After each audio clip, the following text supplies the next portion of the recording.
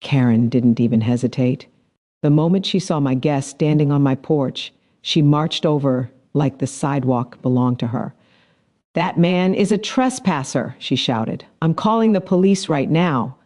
My guest stayed calm, hands folded, eyes steady, breathing slow. It was the kind of calm that comes from years of discipline, not fear. Within minutes, a sheriff's deputy pulled into the driveway. Karen stepped forward proudly, ready to watch my guest get handcuffed. But the deputy walked right past her, straight toward my guest, and snapped into a perfect salute. "Sir," he said quietly, "I didn't know you were in town." Karen froze. Her face went pale. "Before I tell you what happened next, tell me where you are watching from. And please hit subscribe for more stories where the good guys always win." Karen had a special talent for spotting things that weren't her business. She could detect a misplaced trash can from 80 yards away, a garden hose not rolled correctly, or a visitor who dared to breathe on her street. So when she saw my guest standing on my porch, quiet, still, and unfamiliar, her internal alarm went off like a fire siren. She froze mid-step, narrowed her eyes, and then marched toward my house with the purpose of someone who believed she carried divine authority. Her phone was already in her hand, held up like a sheriff displaying a badge. "That man is a trespasser," she shouted before she even reached the edge of my driveway. "He doesn't belong here, and he is not allowed in this community." My guest didn't respond. Not a flinch, not a glance, not even a sigh. He stood tall, his hands folded behind his back, his posture perfectly straight. There was something disciplined about him, too controlled, too calm. It wasn't the calm of someone who didn't care. It was the calm of someone who had lived through storms far louder than Karen's voice. I opened the door, ready to explain, but Karen cut me off. She jabbed a finger toward my guest like she was pointing out a criminal on a wanted poster. "I'm calling the police," she declared, "and I want him removed immediately." She said it with the confidence of someone who expected applause. My guest remained still, but I noticed something subtle. His eyes, sharp and clear, followed Karen's movements with the kind of attention only trained professionals had, the type who memorized details without trying. Within seconds, Karen was barking into her phone. "Yes, this is an emergency," she said dramatically. "There is a suspicious man trespassing at my neighbor's house. He looks dangerous. Please send someone before it escalates." Dangerous, that word echoed through the quiet morning like an accusation fired from a weapon. When she hung up, Karen folded her arms, satisfied. She stepped a few feet back like she was creating a perimeter, pacing with impatient energy. "You should be ashamed," she snapped at me, "letting a stranger stand here like he owns the place. This is exactly why I keep this neighborhood safe." My guest slowly turned his head toward her, not threatening, just observing, but the way his eyes fixed on her made Karen stop mid-rant. For a moment, she looked almost unsure. Almost. A distant siren broke the tension. Karen perked up immediately, lifting her chin high. Good. Finally, someone who understands the rules around here. A sheriff's cruiser rolled into my driveway. Karen hurried toward it, waving her hands as if guiding in an aircraft. "He's right there," she shouted. "The trespasser. He refused to leave, and he's acting strange." Deputy Miller stepped out of the vehicle, adjusting his belt and scanning the scene with a practiced eye. He looked at Karen first briefly, then at me. But when his gaze landed on my guest, everything changed. His posture went rigid. His expression sharpened, and without hesitation, he walked straight past Karen as if she were nothing more than background noise. Karen's jaw dropped. "Officer, excuse me, I'm the one who called. You need to listen to—" Miller didn't hear her. He didn't look at her. He didn't even acknowledge her. He stopped inches in front of my guest, heels together, shoulders back. Then he performed a crisp, perfect salute, a salute I had only ever seen in the military or during ceremonies. "Sir," he said quietly, voice steady and respectful, "I didn't know you were in town. We weren't informed of your arrival." Karen went silent. The world around us seemed to pause. My guest finally moved. He lowered his hands from behind his back, giving the slightest nod to the deputy. No smile, no warmth, just a controlled acknowledgement. Karen recovered just enough to whisper, What are you doing? Why are you saluting him? He's a trespasser." Deputy Miller turned slightly, giving her a look she had likely never seen before, one that suggested she had made a mistake so big it didn't even fit into her world of HOA rules and petty complaints. But then the twist came. My guest spoke for the first time. His voice was calm, deep, and carried a weight that instantly commanded the air around us. "Don't salute me," he said to the deputy. "She's the one you need to talk to." He nodded toward Karen. Karen blinked rapidly. "Me? Why? I didn't do anything wrong." My guest studied her like he was reading a classified file, only he had access to. "Oh, you did," he said softly. "Last summer, you remember." Color drained from Karen's face. Her phone slipped in her hand. She stepped back like the porch suddenly tilted under her feet. Deputy Miller's brow furrowed. "What incident last summer?" Karen opened her mouth, but no sound came out. My guest just kept looking at her, steady, calm, unblinking, like a man who had come not just to visit, but to finish something she thought she had buried forever. For 2 years, Karen Patterson ruled our little neighborhood like a self-appointed monarch. She wasn't elected for her kindness, her fairness, or even her organizational skills. No, she was elected because no one else wanted the job. And Karen wanted control more than anyone had ever seen. And once she had it, she didn't let go. She treated the HOA office like a command center. Behind her desk sat a towering white binder she called her compliance archive, though everyone else quietly called it Karen's Bible. Inside were color-coded tabs for every single house on the street. Notes, photos, dates, printed screenshots, even hand-drawn diagrams of where people's trash cans should have been placed. One neighbor joked that Karen spent more time documenting other people's driveways than she spent in her own. But it wasn't a joke. Karen had turned petty rule enforcement into a personal crusade. It wasn't about safety. It wasn't about community. It was about power, the kind that made her feel important every time she slammed a bright yellow violation notice on someone's door. New residents were always her favorite targets. They didn't know the real rules. They didn't know which fines were legitimate and which ones she'd made up. And they didn't know that most neighbors had simply given up fighting her. So when someone new moved in, Karen pounced. During the past 2 years, she had issued 47 warnings, most of them for ridiculous offenses like lawn too green, lawn too brown, garden gnome improperly positioned, mailbox insufficiently reflective, wind chimes too enthusiastic. She used the same line every time. "It's not personal. It's the rules." Except everyone knew only half the rules actually existed. The other half lived inside Karen's imagination, and because she was loud, confident, and armed with stacks of official-looking paperwork, almost everyone paid the fines just to avoid the argument. 2 elderly couples moved away entirely. A young single mother broke down crying, while Karen lectured her about maintaining visual harmony. One man tried to challenge her in a board meeting. Karen responded by threatening to suspend his community privileges, whatever that meant. People didn't fight Karen because Karen always escalated. Her power didn't come from the HOA bylaws.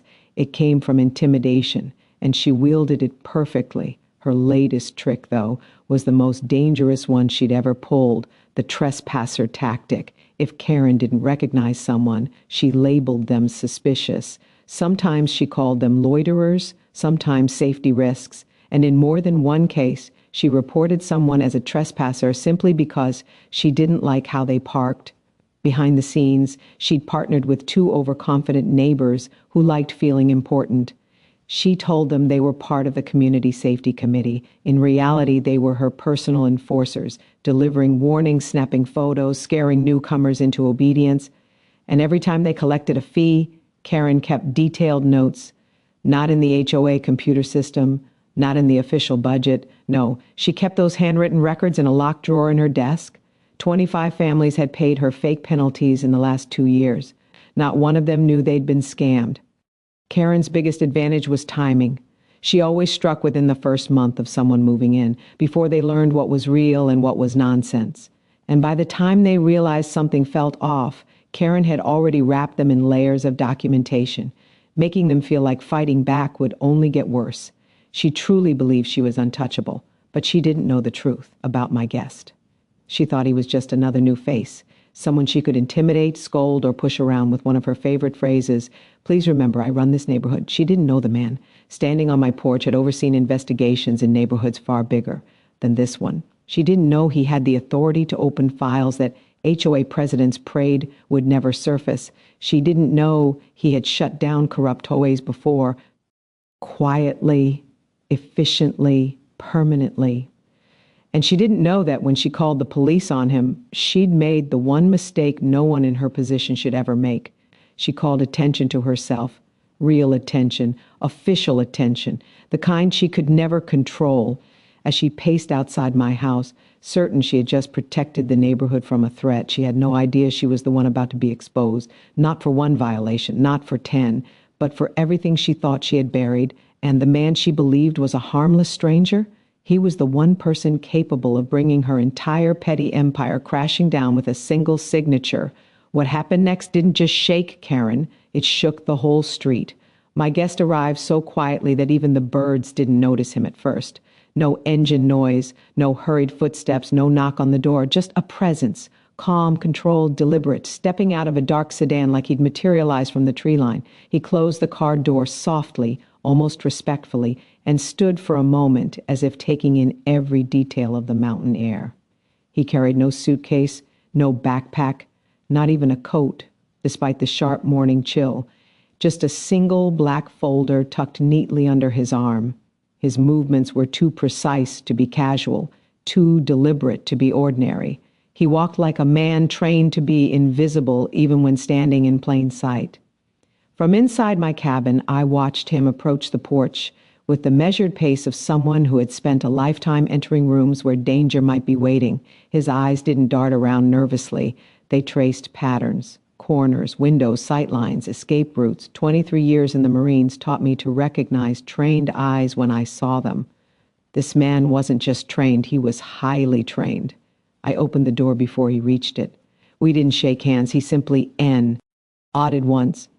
A silent greeting between two people who understood that unnecessary words had weight. "Thank you for meeting on short notice," he said. His voice was steady, low, and carried an odd mix of authority and calm that made me stand straighter without thinking. "You didn't say what this was about," I replied. "I will," he said. "But not before I make sure we're alone." That told me everything I needed to know. This wasn't a social call. This wasn't routine. This wasn't normal. He stepped into the cabin and scanned it with trained precision. He wasn't looking for decorations or admiring the woodwork. He was checking for anything out of place, any signs of forced entry, any shadows that didn't belong. Only after he finished did he exhale lightly, as if approving the perimeter. He placed the black folder on my kitchen table, gently, like it contained something alive. "We need to discuss your HOA," he said. I raised an eyebrow. "You drove out here for that." He didn't answer immediately. He pulled out a chair, sat with perfect posture, and folded his hands over the folder. "You're not the only neighborhood experiencing problems," he said, "but your HOA president has drawn attention." "Karen?" I asked. "Yes," he replied. "Her name came across my desk last month." I blinked. "Across your desk? Who exactly are you?"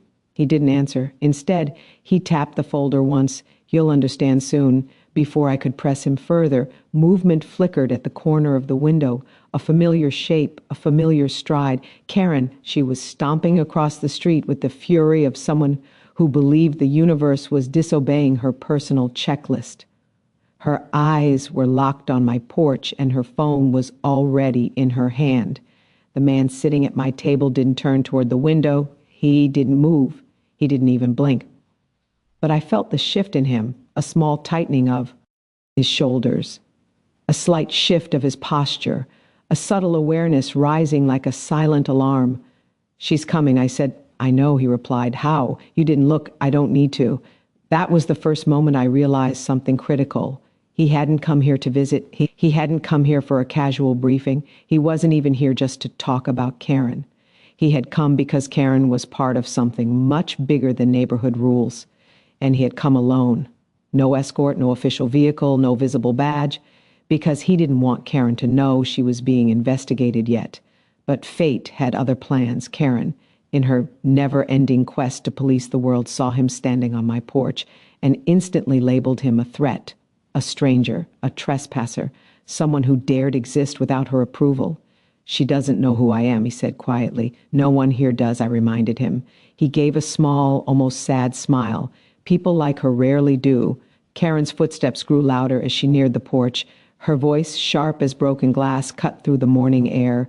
"That man is a trespasser. You're not allowed here. I'm calling the police." My guest stayed seated, unmoving, calm, silent, patient. But his eyes changed, just slightly, as if a switch had flipped inside him. "Should I step outside?" I asked. "No," he said firmly. "Let her call the deputy. It accelerates things." "Accelerates what?" He finally looked up at me with an expression that said the situation was far more serious than I understood. Her downfall. Before I could respond, Karen shouted again, her voice shrill enough to vibrate the windows. "You heard me! Leave! This is private neighborhood property." My guest rose slowly, not hurried, not intimidated. He walked to the porch with the poise of someone who had stood before senators, generals, commanders, and now apparently HOA tyrants. "That woman has no idea what she just set in motion," he murmured. And he was right.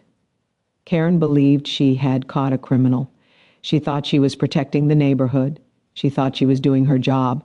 But the man standing on my porch wasn't a random visitor. He wasn't an ordinary guest. He was someone whose name triggered alerts in 3 counties when he traveled. Someone law enforcement saluted on sight.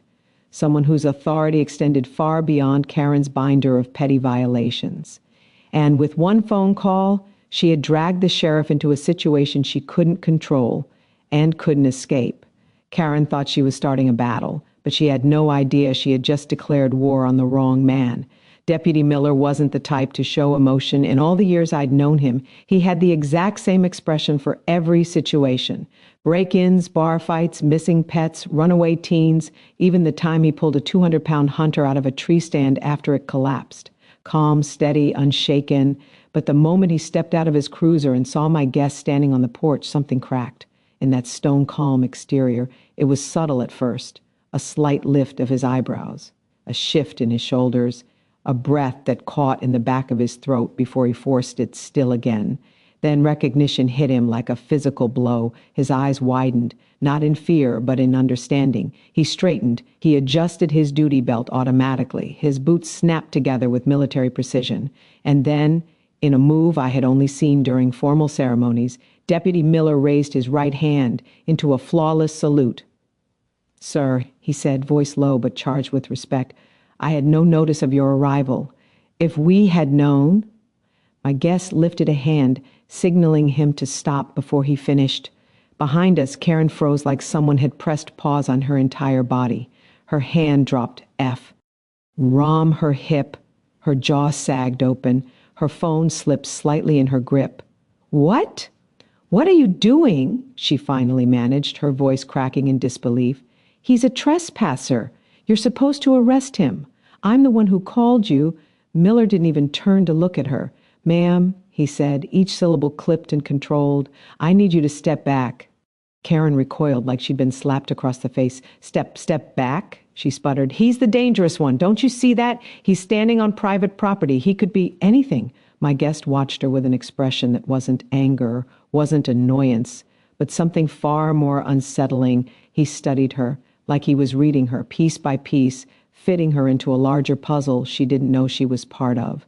Karen's breathing sped up under the weight of his gaze. "Why are you looking at me like that?" she snapped.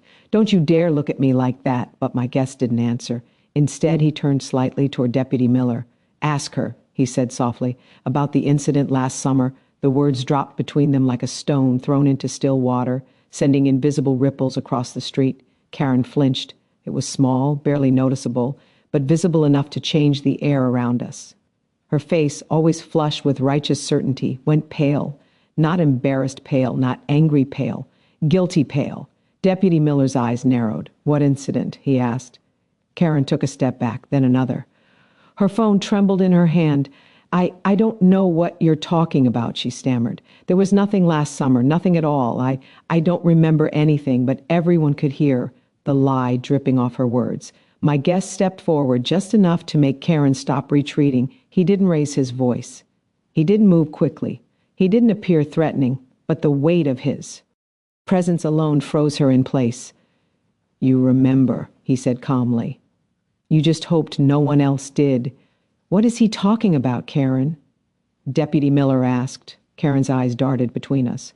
Her fingers twitched against her phone as if she wanted to call someone, anyone, to rescue her from a situation she had created herself.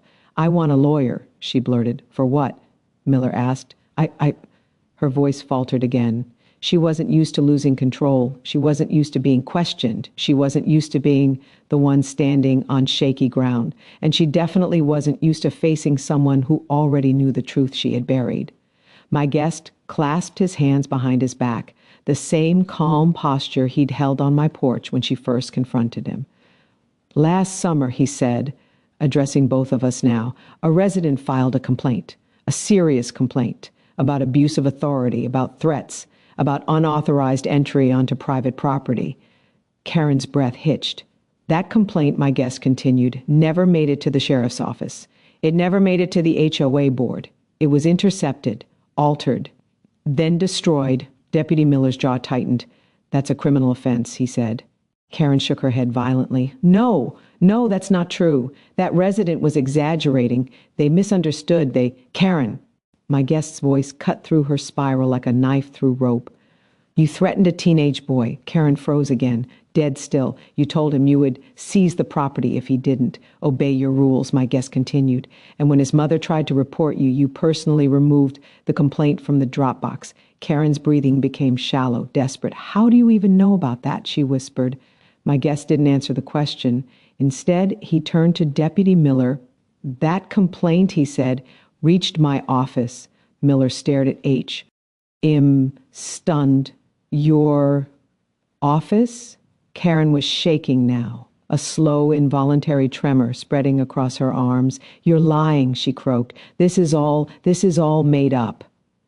My guest looked at her with absolute calm.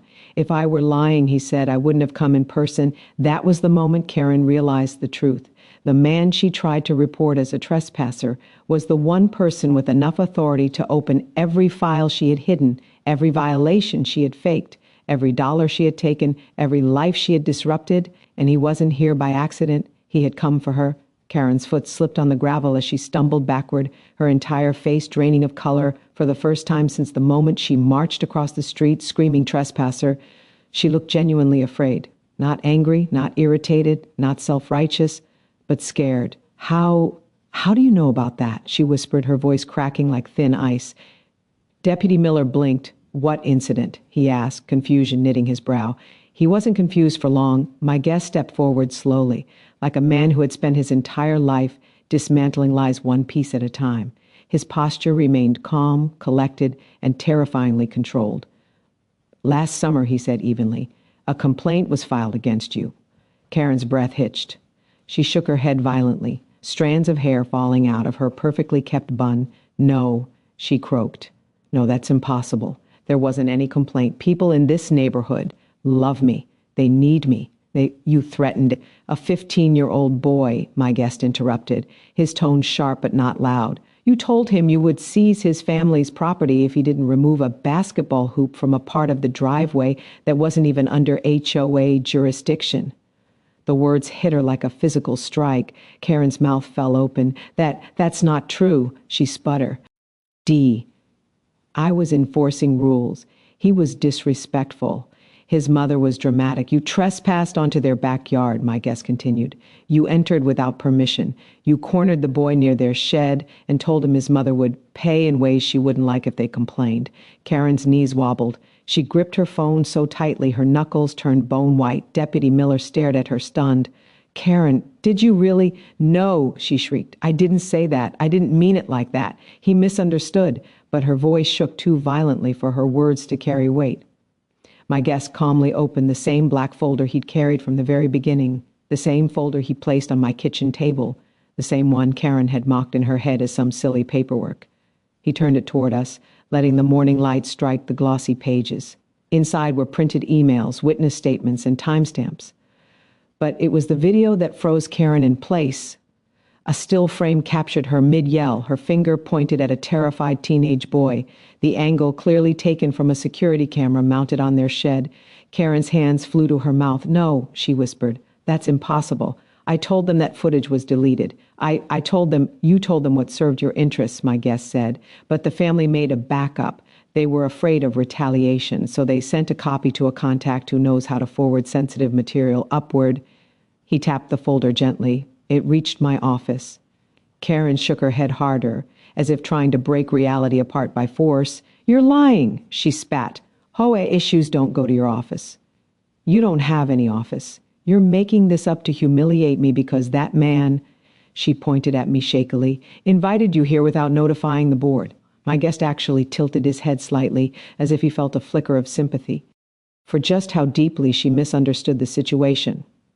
"Karen," he said softly, "I'm not here because he invited me." She froze again. "I'm here because of you." Silence pressed down on the street. Even the wind seemed to hold its breath. Deputy Miller took a slow step closer to her. "Ma'am," he said cautiously, "we're going to need to have a conversation about this." "No," Karen whispered, backing away. No, you can't." But her voice weakened with every step. "Karen," Miller said, "you tampered with a filed complaint. You intimidated a minor. You destroyed what appears to be official HOA documents. Those are all criminal offenses." "No," she screamed. "This is my neighborhood. I protected it. I kept order. You should be thanking me." She turned suddenly, bolting toward her house. She didn't make it 3 steps. Her foot slipped. Again, panic moving faster than her body. She stumbled forward, nearly falling, and when she regained balance, Deputy Miller was already beside her. "Stop," he ordered. "Running won't help you." Karen twisted around, wild-eyed. "Don't touch me. You can't detain me. I'm the HOA president. And I'm the responding officer." Miller cut in firm now, "investigating a complaint you buried." Karen let out a high, desperate laugh.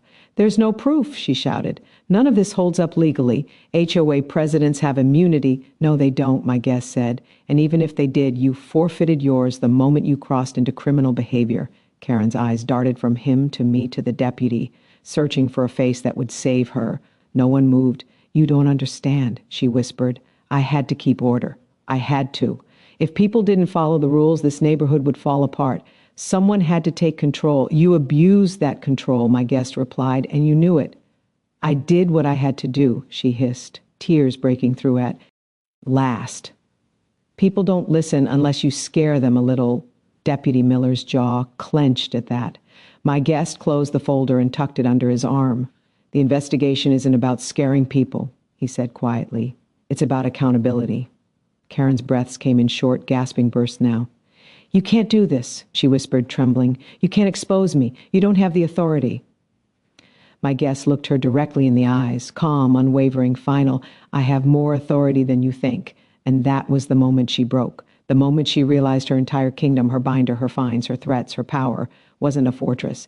It was a sandcastle. And the tide had finally come in. Backup arrived in less than 4 minutes.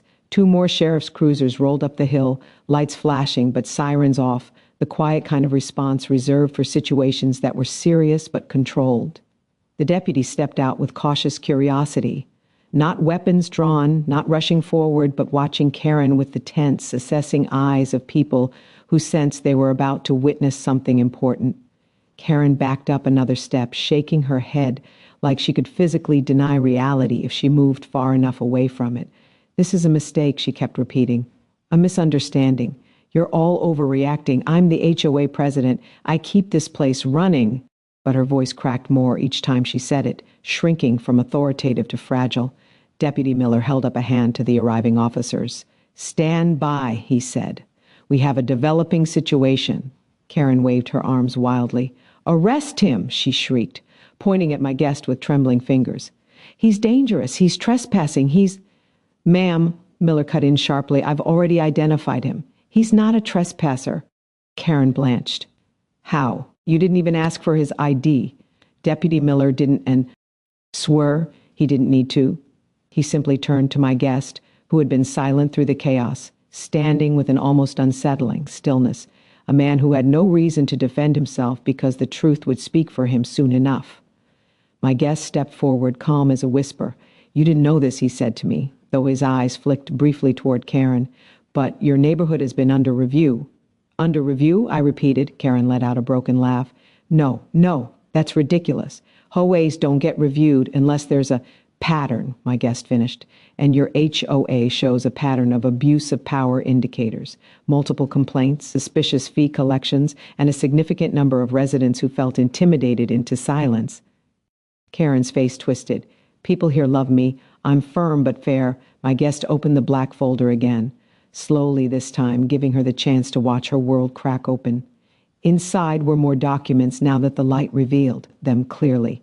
Charts, copies of fake violation forms, photographic comparisons of legitimate county notices versus the ones Karen had redesigned, bank deposit records showing mismatched totals, and a neatly typed summary on the first page.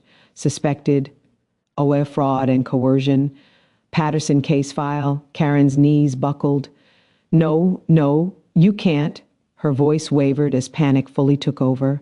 That's private HOA business. You can't investigate that. You don't have the authority. My guest finally looked her squarely in the eyes. Karen, he said, his voice as calm as water but sharp enough to slice steel. I am the authority. Everything in the air stopped. The deputies froze. Even the birds seemed to quiet for the first time since he'd arrived. My guest reached into the inside pocket of his jacket. Not fast, not dramatic, just smooth, deliberate motion. He withdrew a rectangular leather badge wallet and let out a sound between a sob and a scream. No, please, I didn't mean to hurt anyone. I just wanted respect. I just wanted order. My guest closed the folder with a soft click. Order isn't created through fear, he said. It's created through community. Two deputies gently took Karen by the arms. She didn't fight. She simply collapsed inward, small, fragile, and no longer the queen she had built herself up to be. As they guided her to the cruiser, she kept repeating one broken sentence. I just wanted people to listen. When the door shut behind her, the neighborhood felt different, lighter, almost like a pressure had lifted from the air. Deputy Miller approached my guest. Sir, he said respectfully, what happens now? My guest gave him a firm nod. An investigation, he said, a full one. Things will be corrected. The neighborhood will be reset. He turned to me. You kept quiet, kept to yourself, and hoped things would get better, he said. But good neighborhoods only survive when people protect each other. Yours will too, now. He handed me a card, plain white, simple text, no phone number, just a single line. If you ever need me again, you know how to reach me. I didn't, but somehow I knew I would. He walked back to his car, calm as ever, blending into the silence of the mountains, as if he had simply been a shadow passing through. And when the engine started, Deputy Miller saluted him one last time. Then he was gone, leaving behind the wreckage of Karen's empire and the beginning of something better.